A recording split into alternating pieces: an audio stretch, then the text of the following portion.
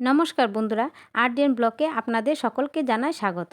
গরমের দিনে ঠান্ডা ঠান্ডা নানা রকম জুস বা লস্যি খেতে আমাদের সকলেরই ভীষণই পছন্দের। আজকে আমি আপনাদেরকে শশা লস্যি শেয়ার করব। আর এই শশা লস্যি খেতেও যেমন সুস্বাদু, স্বাস্থ্যের পক্ষেও ভালো।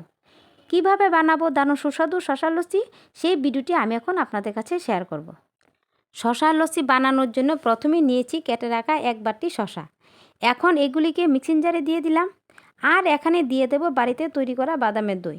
দেখুন বন্ধুরা, বাদামের তৈরি দই আর বেশিটাই নেই, এত সুস্বাদু হলো যে আমার ছেলেমেয়েরা বেশিরভাগটাই খেয়ে নিল।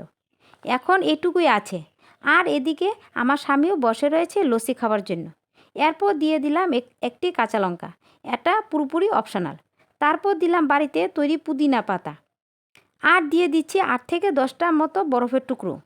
তারপর দিয়ে দেব পরিমাণ মতো বিট লবণ, 2 চামচ চিনি, আর দিয়ে দিচ্ছি লেবুর রস।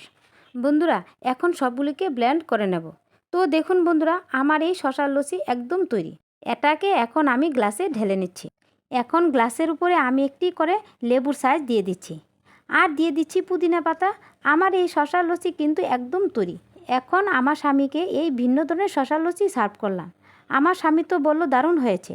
তো বন্ধুরা, আপনারাও এভাবে আমার মতো শশার লস্যি বানিয়ে দেখুন, ছোট থেকে বড় সকলেই কিন্তু ভীষণ পছন্দ করবে।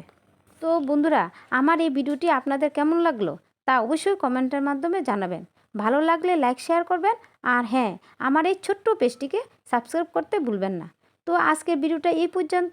আপনারা সবাই ভালো থাকবেন, সুস্থ থাকবেন, আর আমার পাশে থেকে আমাকে উৎসাহিত করে তুলবেন।